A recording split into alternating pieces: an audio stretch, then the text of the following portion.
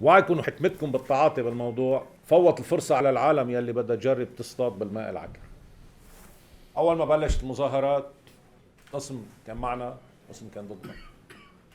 بعد فترة صار اللي كان ضدنا معنا واللي معنا صار ضدنا. نشتغل وفقا لضميرنا، وفقا لدراستنا للواقع، ما تتأثروا بالشائعات.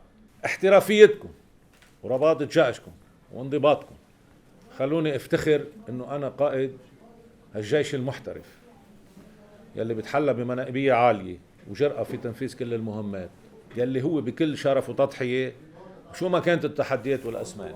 وبتمنى عليكم توجهوا الشكر كبير لعيالكم،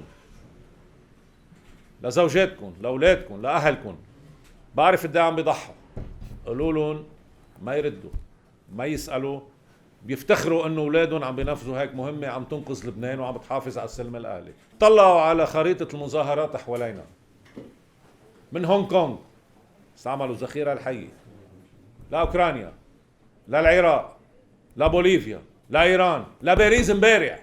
انتو عم بتنالوا اعجاب العالم كله. برجع بقلكم مش مهمتنا ولا مدربين ولا مجهزين، وبرضه عم ننفذها بكل احترافية ومناقبية ورباطة جيش. إفادة العالم، عم بتشيد فيكم العالم بالمعركة. رايح تنفذ مهمة ضد إرهاب، ضد مخدرات، واضح، ما في لزوم تفكر، القرار واضح. بيطلع عليك النار بتقتله دغري، ما بتقول شو بدي أعمل. هون في تردد طبيعي، ما تلوموا حالكم، ما بتأثر. برجع بقلكم بحدا، بنشوف الوضع بيفرض هيك نقعد على جنب، نستوعب، نرجع منقرب، منلاقي الوضع مناسب لنقرب، وهذا اللي عم بيصير.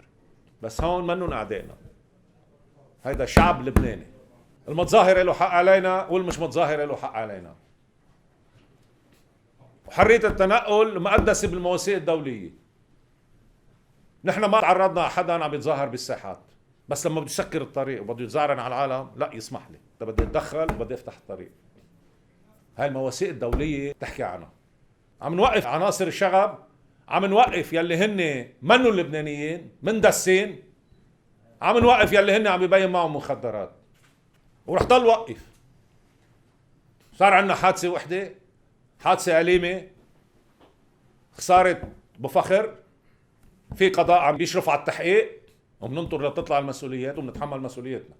شوفوا حوالينا كم قتيل عم بيروح كل يوم بالعراق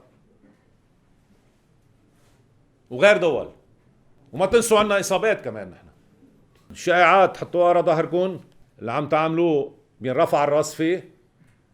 نكبر فيكم نحن ولبنان بيكبر فيكم، وبتخلص هالموجة وهالأزمة، وبتبين قدسية اللي عملتوه وصوابية اللي عملتوه.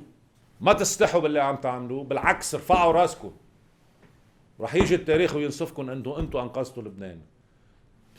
وبكل مهمة عم بتنفذوها عم بتخلوني افتخر انه انا قائد الجيش المحترف يلي كله مناقبية وكله اخلاق وكله انضباط واحترافية. بطلب منكم تضلوا اوفياء لقسمكم.